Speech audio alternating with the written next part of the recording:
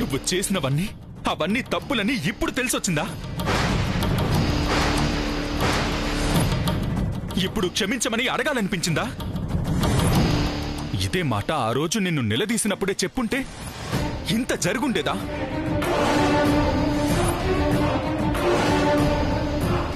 విషం తాకి చచ్చినట్టు నటించావు కాని మనసు మాత్రం మార్చుకోలేదు.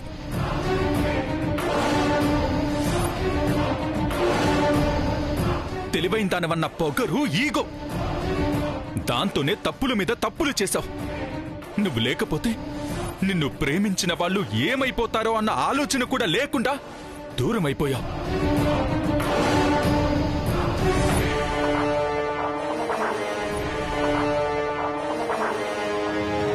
నువ్వు లేని ఈ 10 రోజులు ఎంత నరకం అనుభవించానో నీకు తెలుసా? చచ్చిపోవాలన్నంత బాధేసింది. ఎందుకింత పనిచేశావు?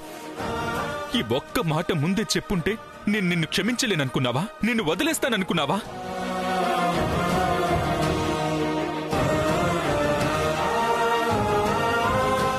అసలు నిన్ను దూరం చేసుకుని ఎలా ఉండగలననుకున్నావు?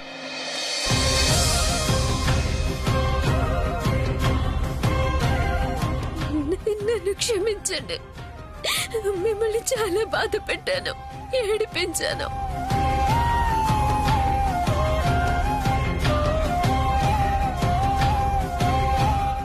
నన్ను క్షమించండి, నన్ను క్షమించండి. శ్రావణి,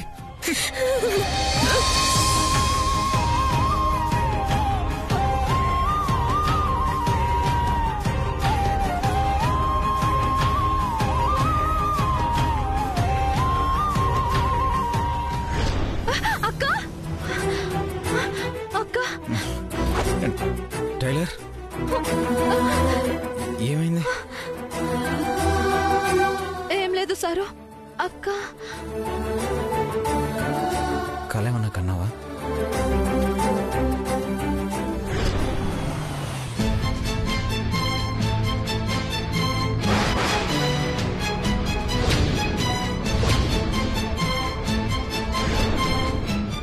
నన్ను క్షమించండి. శ్రావణి,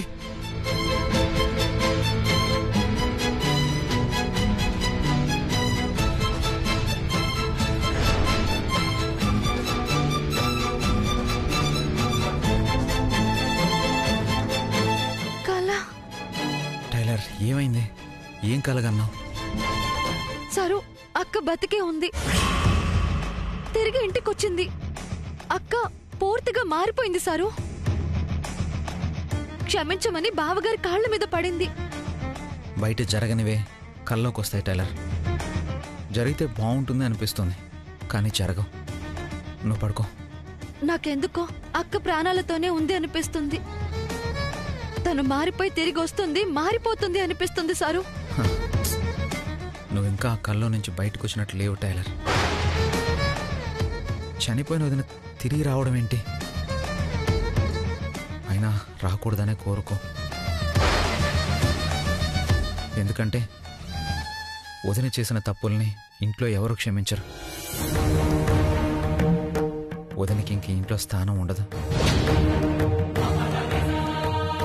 నువ్వు ఎక్కువ ఆలోచించి మనసు పాడు చేసుకోకుండా పడుకో టైలర్, ప్లీజ్.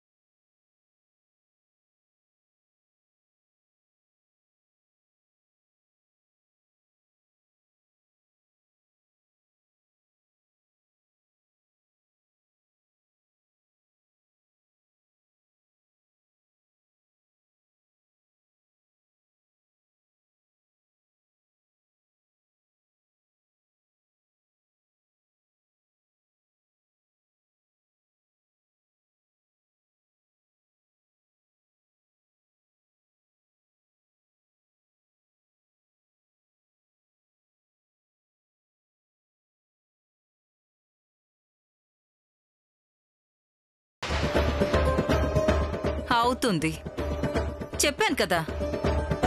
నేను సామ్రాజ్యం, నాదే ఈ రాజ్యం.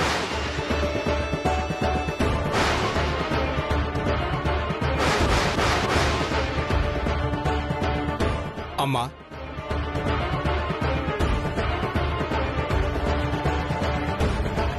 అమ్మా, ధరణి అమ్మగారు ఉన్నారా? ఉందిలే. నువ్వెవరు? బంగారం షాపు నుంచి వచ్చానమ్మా. అమ్మగారి నగలు మెరుగు పెట్టించి తెచ్చాను. ధరణి అమ్మని పిలవండి.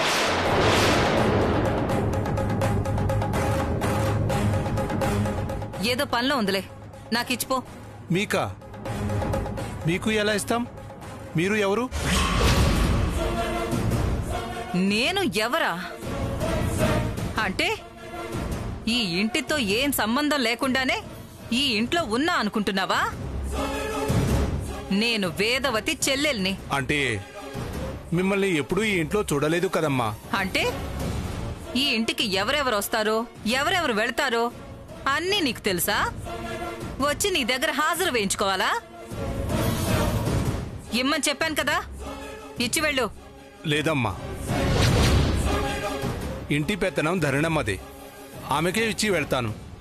పెత్తనం లేదు, పెసరగించలేదు. అరే, ఇవ్వవయ్యా. వద్దమ్మా, వద్దమ్మా, వదలమ్మా, వదలమ్మా. ఇవ్వు. అరే,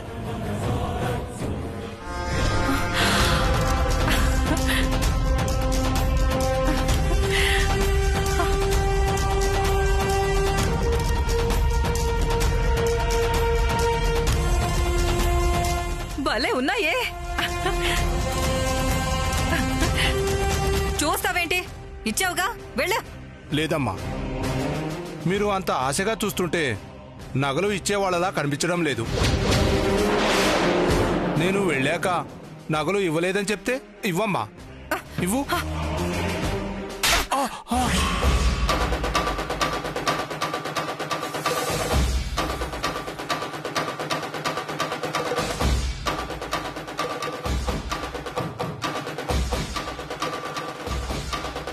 అత్తయ్య, ఏమైంది? ఏమైందా? నగలు ఇచ్చి వెళ్ళరా అంటే నోటికొచ్చినట్టు వాగుతున్నాడు. ఇన్ని సంవత్సరాలుగా వాయుపుత్ర గారింటికి వస్తున్నా. ఇలాంటి పరిస్థితి ఎప్పుడూ కలగలేదు. నగలు తీసుకోండమ్మా.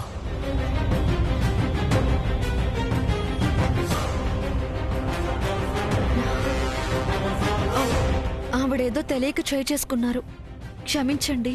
పర్వాలేదమ్మా, ఇది వాయుపుత్ర గారి ఇల్లు అయిపోయింది కాబట్టి, ఇక్కడ ఉన్న వాళ్ళంతా మంచి మనుషులు కాబట్టి వాళ్ళ ముఖాలు చూసి ఏమీ అనకుండా వెళ్ళిపోతున్నాను. లేదంటే పరిస్థితి వేరేలా ఉండేది.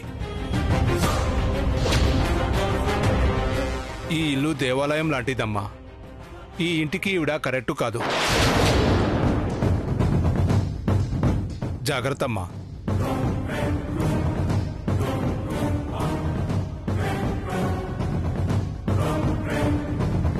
ఏంటత్తయ్య అలా కొట్టేశారు? ఈ ఇంటికి పెద్ద పెద్ద వాళ్ళందరూ వస్తూ ఉంటారు. మీకు వాళ్ళతో ఎలా ఉండాలో తెలియదు. అందుకని మీరు ఎవరితో మాట్లాడకుండా ఉండటమే మంచిది.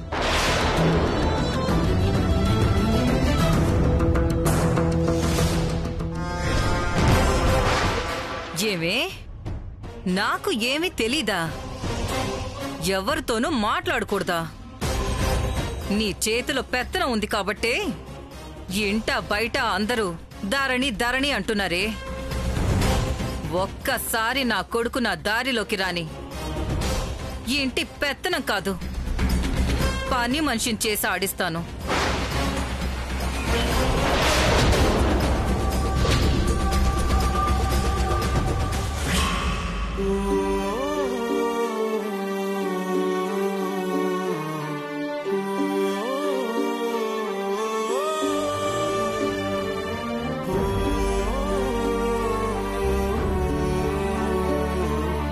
నువ్వు మాకు దూరమై 11 రోజులైందక్కా.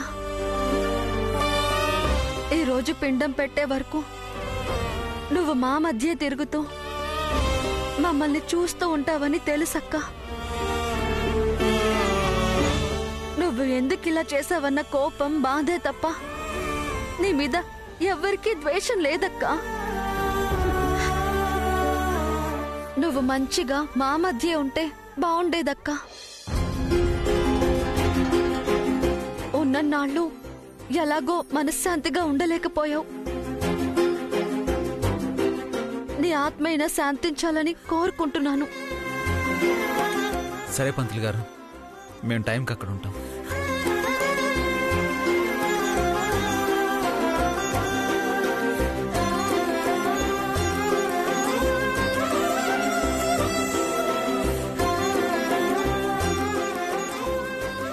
టైలర్,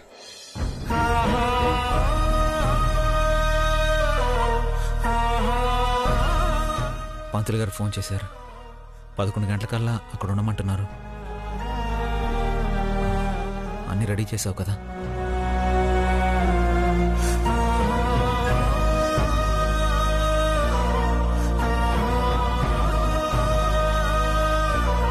అన్నయ్యని మర్చిపోమని చెప్పి నువ్వు అన్నీ తలుచుకొని బాధపడుతున్నావా? అక్క అంటే బావగారికి జీవితం సారు. నాకొక అనుబంధం. నేను మర్చిపోయి బ్రతకలేను సారు. బావగారు తలుచుకుంటే జీవితంలో ముందుకు వెళ్ళలేరు. సరే, నేను అత్తయ్య గారికి టాబ్లెట్స్ వేసి రెడీ చేస్తాను. మీరు బావగారిని తీసుకొని రండి. సరే.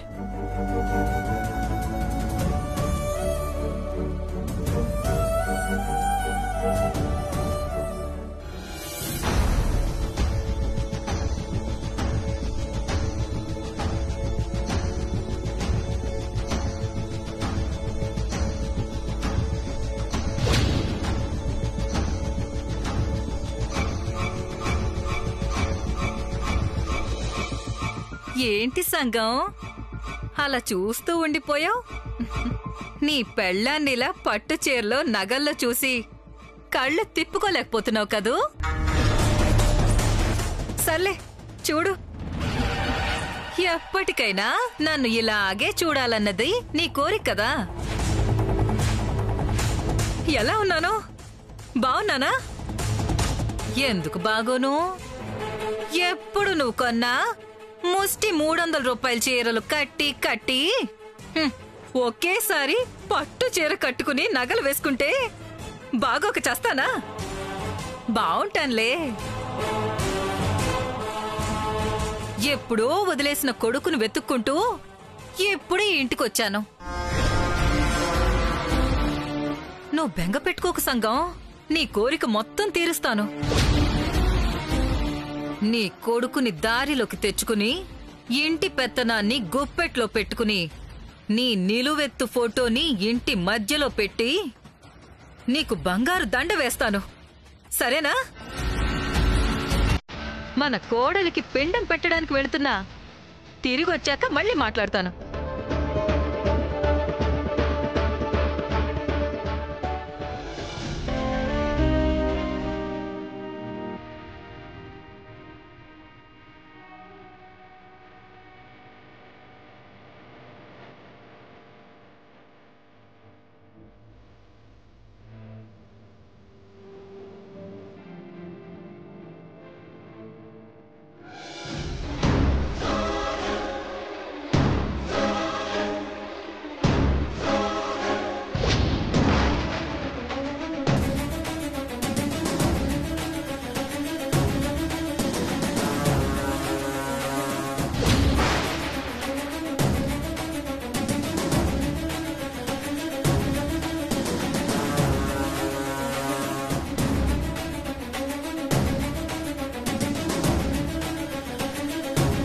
ఏంటి ఇద్దరు అలా చూస్తుండిపోయారు?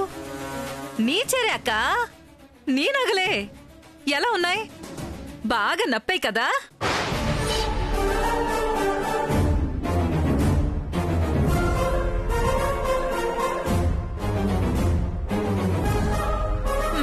మా అక్క మాట్లాడలేదులే కాని నువ్వు చెప్పమ్మా ధరణి, ఎలా ఉంది చీర? బాగుంది కదా? బాగుంది అత్తయ్య. కానీ మనం వెళ్లేది పెళ్లికో పేరంటానికో కాదు. ఈ ఇంటి పెద్ద కోడలికి పిండం పెట్టడానికి. అయితే మాత్రం మంచి చీర కట్టుకోకూడదా ఏంటి?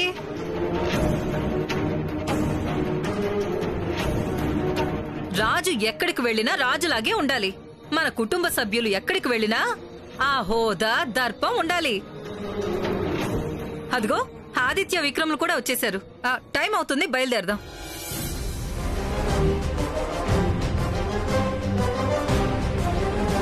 అవును, బావగారు ఎక్కడికి వెళ్ళారు? నాన్న పొద్దున్న ఏదో మీటింగ్ ఉందని వెళ్ళారు. అక్కడికి వచ్చేస్తారు. సరే పదండి. అన్నయ్య,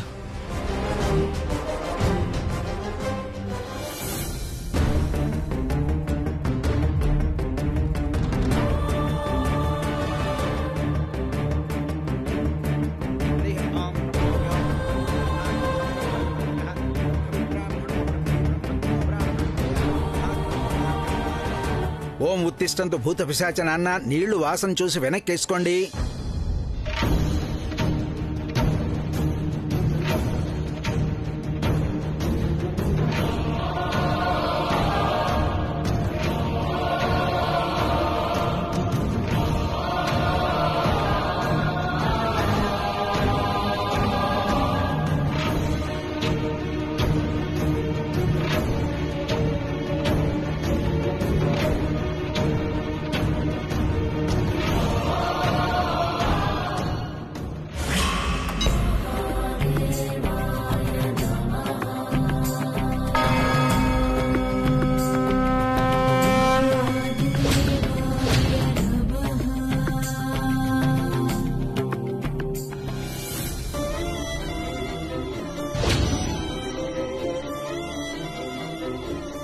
నాయనా, పిండ ప్రదానం చేయి నాయనా.